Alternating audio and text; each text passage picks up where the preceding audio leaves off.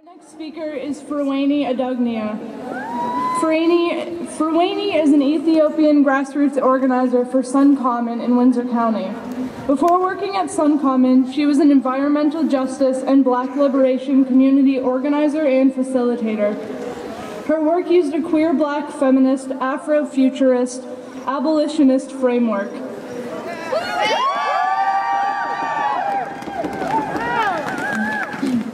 How y'all doing? What's good, Black women? I see y'all. Hey. The most disrespected person in America is the Black woman. The most unprotected person in America is the Black woman. The most neglected person in America is the Black woman. Malcolm X.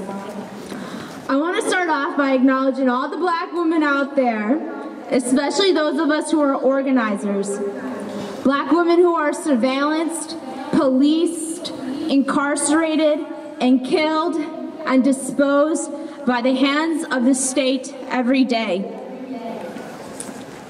We need to listen to Black women, but we also need to protect Black women.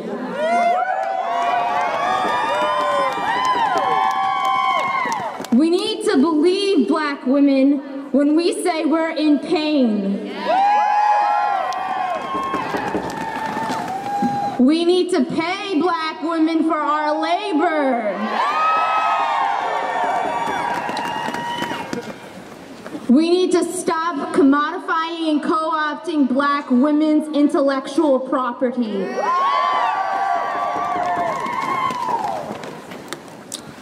I also want to echo the acknowledgement of being on Indigenous land.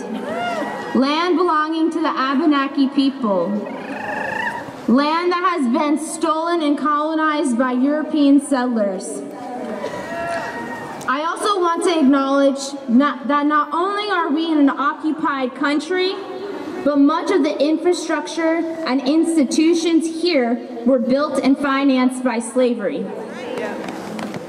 This legacy of colonization lays the framework for the environmental racism we see all around us today.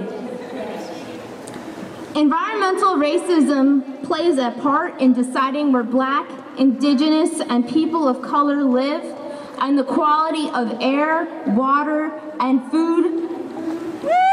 Environmental racism describes the policies, regulation, and design, policing of space, and capitalist business as usual that result in marginalized communities being disproportionately confined to hazardous and undesirable housing, communities, and regions. Environmental racism is a slow and insidious form of ethnic cleansing. Environmental racism manifests in many different ways, including proximity to industrial pollution, toxic waste and garbage dumps, chemical incinerators, as well as placement of polluting multi-lane highways, factories, and power plants. It can be exposure at home and school to lead paint and less dust from gasoline. It's also deforestation and ecosystem destruction through fossil fuels and mining and extraction. Indigenous and Black displacement and disposition of land is also a form of environmental racism. It's also food apartheid and lack of sidewalks, trees, and parks in our communities. What makes environmental racism especially insidious is that it has a long colonial history, dating to when European settlers violently displaced Indigenous people off their land and then destroyed the land, as well as during slavery when enslaved Africans were exposed to extreme weather conditions and diseases. It is imperative that when we're talking about environmental racism, we discuss how and why all this happens. It happens when people with resources and political power, white people, accept factories and highways as being necessary for the working of the economy, but do not want those facilities or infrastructures where they live. Meaning those facilities are placed in someone else's backyard. I want to give some examples. Historic housing policies, such as redlining, economically segregated people of color to polluted neighborhoods. Thus, race is a greater predictor of who is assigned to live in toxic waste communities than class is. This means that black middle-class households are more likely than low-income white households to live in communities that have incinerators, oil refining, and coal burning. Another example is food apartheid. This refers, notice food apartheid instead of food desert.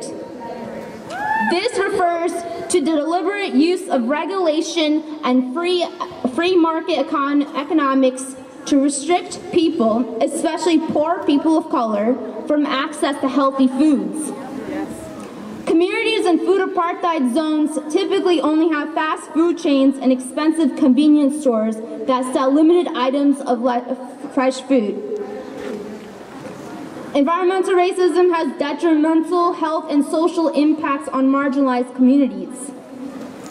Health impacts of environmental racism include lead poisoning, asthma, birth defects, hormone disruption, miscarriages, heart attacks, cancer, and learning disabilities.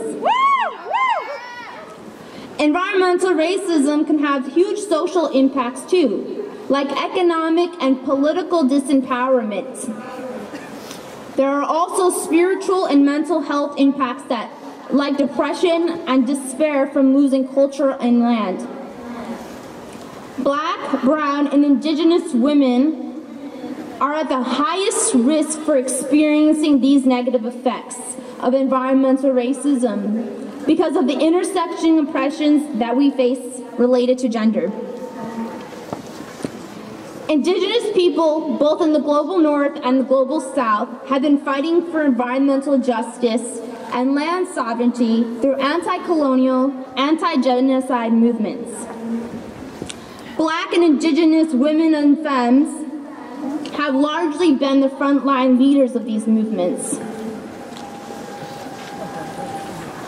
I'd like to read a statement from the 1991 National People of Color Environmental Leadership Summit. We, the people of color, gathered this multinational People of Color Environmental Leadership Summit to begin to build a national and international movement of all peoples of color to fight the destruction and taking of our lands and communities. Do hereby re-establish in our spiritual interdependence to the sacredness of our Mother Earth, to respect and celebrate each of our cultures, language, and beliefs about the natural world and our roles in healing ourselves, to ensure environmental justice, to promote economic alternatives which would contribute to the development of environmentally safe livelihoods, and to secure our political, economic, and cultural liberation that has been denied for our 500 years of colonization and oppression, resulting in the poisoning of our communities and the land, the genocide of our peoples. Do affirm and adopt these principles of environmental justice. We cannot achieve environmental justice without Black liberation.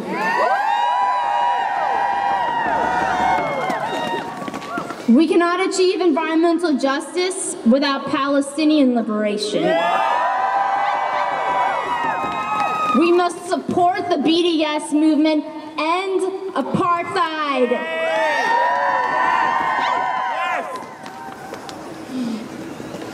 We cannot achieve environmental justice without trans liberation. We cannot achieve environmental justice without disability justice.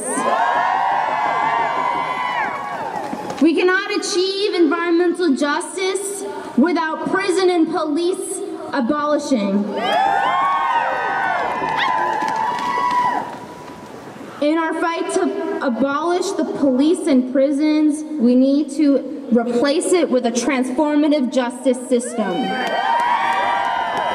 We simply cannot reform a white supremacist institution like the police. We cannot achieve environmental justice without decolonizing the environmental and green movements. We cannot achieve environmental justice without environmental reparations to Black and Indigenous people. And we cannot achieve environmental justice without reimagining a world without colonization, imperialism, and racialized capitalism.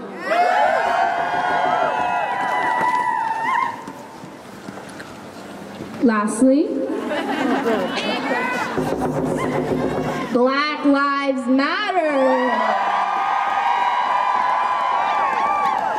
Say it with me, Black Lives Matter. Black trans lives matter. Black women's lives matter. Black queer lives matter. Black disabled lives matter. Black immigrant lives matter. Black incarcerated lives matter. Thank you. Environmental racism is a slow and insidious form of ethnic cleansing. Environmental racism manifests in many different ways, including proximity to industrial pollution, toxic waste and garbage dumps, chemical incinerators, as well as placement of polluting multi-lane highways, factories, and power plants.